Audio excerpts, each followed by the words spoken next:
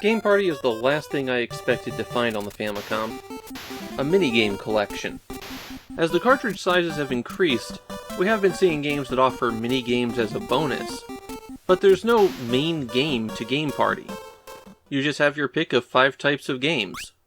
Most of them are directly competitive too, which tells you the purpose of this one. You're supposed to be playing these games against your friends. As someone who makes daily videos for YouTube, I have no friends, so I had to play all of the games against the AI. If you do need to play against the AI, there's 5 difficulty levels to choose from. You also get your choice of avatar, although it doesn't really show up on screen. And in many of the games you choose how long you're going to play. The minimum length being a 10-minute match, and those are 10 real minutes, not video game minutes. The most fully realized of these mini-games is air hockey. You can move your paddle freely around, and of course your goal is to knock the puck into the opponent's goal. Every once in a while a pill will appear in the middle of the stage, and collecting it will give you a power-up for a short time.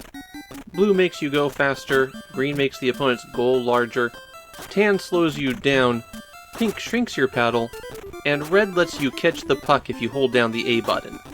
The next minigame offers 2 forms, a soccer and an ice hockey version. This is similar to one of those machines where you pull the sticks to move the men around the field and spin them to make them spin in place. Though here you only have the one input. Pressing left and right causes everyone on your side to move back and forth. The A button spins them clockwise, the B button spins them counterclockwise. And I couldn't get a feel for this at all. I kept knocking the ball into my own goal. That's one of the dangers of this kind of game, of course, but I really couldn't get it to go forward. The control scheme just feels unnatural to me. The third minigame is Pinball, and I'm pretty sure that this is the same engine as Seed Dream's Super Pinball, which I absolutely despised. There is a lot of variability in how hard those paddles hit the ball. Sometimes it's light as a feather, sometimes it's with a lot of force. And you don't have a lot of control over which you're going to get. It's bad enough that when you're down at the bottom screen, I never managed to get the ball back up into the top one. The skulls on the left and right are actually flippers, but you have to flip from the very bottom up to those, and then flip from those to wherever it's supposed to go up. So that's 2 perfect full force shots in a row in order to get it to go back up to the top playfield. And the table design here is just awful. I may complain about the generic 3 bumpers on the right, ramp on the left design that you see in a lot of low-effort video pinball games, but this doesn't even reach that level. Moving on to the next minigame, we have basketball. And this is similar to those tabletop basketball games where you would smash on a button to flick a ball into the air. Here, each hole is numbered, and you have to move the cursor at the top of the screen to select which hole you're going to flick. A for a strong shot, B for a weak shot.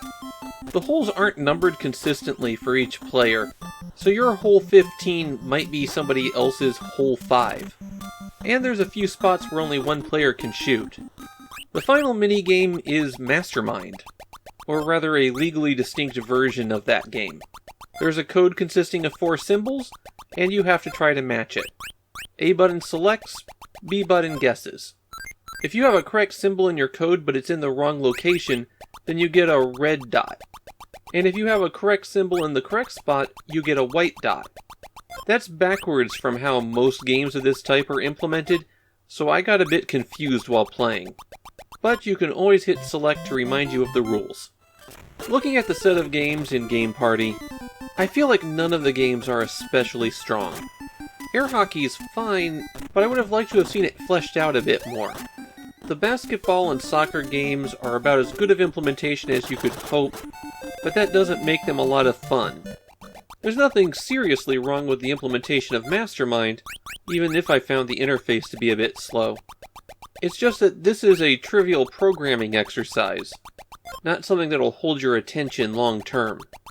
And that pinball table, well, that's up to the standards of other Seed Dreams pinball games. I think Game Party shows that not much has really changed in the past 30 years. A minigame collection is still the leftover bits and bobs of projects that couldn't go anywhere. And there aren't many that are worth picking up.